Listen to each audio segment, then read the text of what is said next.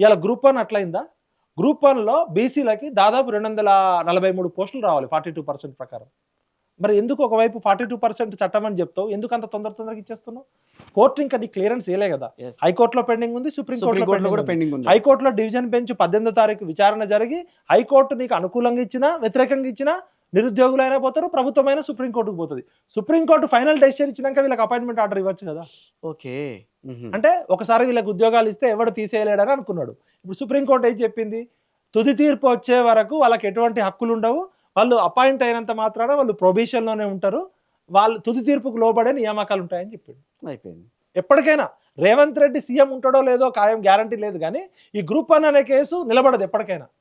ఎందుకంటే అది రాజ్యాంగ మౌలిక సూత్రాలకు విరుద్ధము, న్యాయ సూత్రాలకు విరుద్ధము, ధర్మానికి విరుద్ధము. నేను ఒకటే స్పష్టంగా చెప్తున్నా సార్, ఈ కోటి ఉమెన్స్ కాలేజీలో దాదాపు 2 సెంటర్ల నుంచి 40 నుంచి 50 మందో 70 మందో సెలెక్ట్ అయినని చెప్తున్నారు. కోటి ఉమెన్స్ కాలేజ్ ఎగ్జామ్ 2 సెంటర్ల సూపరింటెండెంట్ ఎవరు, ఎక్కడెక్కడి నుంచి వీళ్ళు వచ్చిర్రు, వాళ్ళు ఏం ఫోన్లు మాట్లాడుకున్నారు, వీళ్ళు రాసిన ఆన్సర్ షీట్స్ మక్కీ బ్లూ ప్రింట్ ఉన్నట్టున్నాయట, ఒక 30 షీట్లు same as it is. Answer sheet దిద్దేటప్పుడు వాల్యుయేషన్కి బ్లూ ప్రింట్ ఇస్తారు కదా, సేమ్ కామా పులి స్టాప్తో సహా సేమ్ జిరాక్స్ తీసినట్టున్నాయట.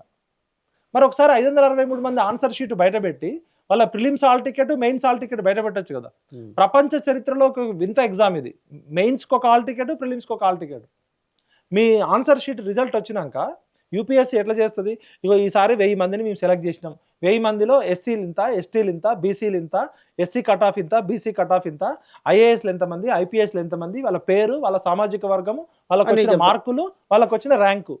కానీ టీజీపీఎస్సీ రిజల్ట్లో ఇవేం లేదు. మీ కేటగిరీ ఒక హాల్ టికెట్ నెంబర్ ఉంటుంది, మీకు వచ్చిన పోస్ట్ కోడ్ ఉంటుంది, ఐఏఎస్ ఆర్డీఓనా డిఎస్పీ అని ఉండదు, కోడ్. ఆ కోడ్ మీకు మాత్రమే తెలుస్తుంది. పక్కన మీరు ఏ జోన్లో సెలెక్ట్ అయ్యారో ఉంటుంది అంతే. మీ హాల్ టికెట్ నెంబరు కోడ్, దాన్ని డీకోడ్ చేయాలి.